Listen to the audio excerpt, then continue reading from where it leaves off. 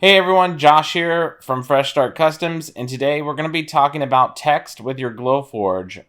We're going to be talking anywhere from why it doesn't upload, to the most common things that are overseen, to tips and tricks about text here. There's quite a bit of in-depth stuff that you may or may not know about, but let's jump into this here. So today, as you can see, I got my intro just in text form. It's just a regular text format, just when you click the text tool and you type in anything, so like the word text here. I'm going to just be using this as an example here. So first up, if you save the file in regular text format, whenever you can actually edit like this, where you can change letters, and you try and upload this to the Glowforge isn't going to see it. It's going to say that it has text that couldn't be uploaded, and it's just going to disappear from your screen. So what you need to do is you need to turn this into a vector format. To do that, you'll just go up to Type, and then you'll click on Create Outlines. As you can see, it's now created outlines around the text. This is now a vector format, and you can no longer double-click and edit it. But what you need to do, if you zoom in here, if you have cursive text, you need to do what's called a weld, to weld these texts together, because each one of these letters are individual. So if I double click on this, I can just click individual letters here, and they're not welded together. So let me zoom back out here and we'll select everything. So if you highlight everything here, you can weld this together by going to your Pathfinder tool and then clicking Unite. If you don't have the Pathfinder tool over here, you can go to Window and then scroll down and click on Pathfinder and it'll pop up. And then you just want to click this Unite tool right here. So when I click that, as you can see, all of it is now welded together. So if I double click on one of these, the entire word is one option here.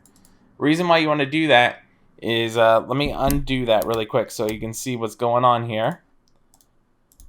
If you don't weld the text and you engrave this with that overlap there, that little tiny piece there that you can see is overlapping is not going to engrave because they're like on top of each other, and it's going to look really weird and really choppy. So if you ever had that done, you definitely want to weld your text here.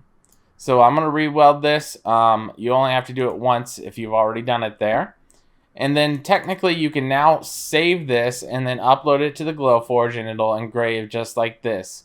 Obviously this is engraving on just a blank sheet of wood. So you would want an actual cutout of this. You can just throw a square around it if you want it just to be on a square board. The size that you need. We'll just say this size, for example, and we're going to change this to a cut instead of an engrave. So the outside is going to be like red and the inside is going to be no fill at all. And that red is going to be our cut path. So now it'll cut out that line and then engrave the text, and you're good to go from there. Now some other tips and tricks here about text really quick is, let's say you don't want this square background and you want the text to be kind of like a bubbly shape around it. You can select your text, go up to Object, and then go down to Path, and then click on Offset Path.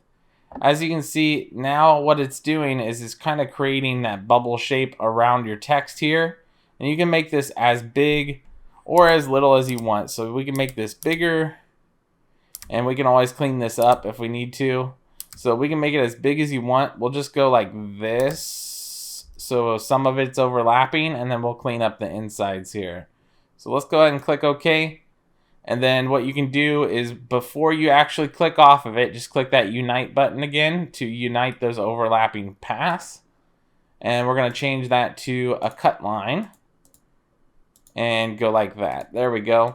So now you can go through and you can clean up a lot of these like sharp edges and nodes. What I like to do for the centers here, if you're going to have all of this joined, is I just grab the square tool and I go over the entire center that I know is going to be joined. So something like this here. And then I'll clean up the edges afterwards. But I've got that highlighted, and you'll want to ungroup your text from that bubble here. So just click it, hold down Control, Shift, and G, or go up to Edit and Ungroup. And then when you have just the outside bubble pass here and that square that I made, you can unite those together. And as you can see, that took out that entire center there. Now we can kind of clean up the outside edges and make it look like we want. So what I like to do is I like to grab this little curvature tool, and you can select a node and hit delete on those sharp edges, and it'll kind of autofill in an area. And then you can add your own nodes, and then you can bend it if you want it like bent in certain areas. So that's kind of how I do text, is just go through here with this little curvature tool, and you can kind of shape it in the shape that you want here. So I don't want to go too far in depth, but I'm just trying to do a real quick example here of what you can do. You can clean this up. If you want to bring this way in, you can bring this way in, and then you can bring this back out.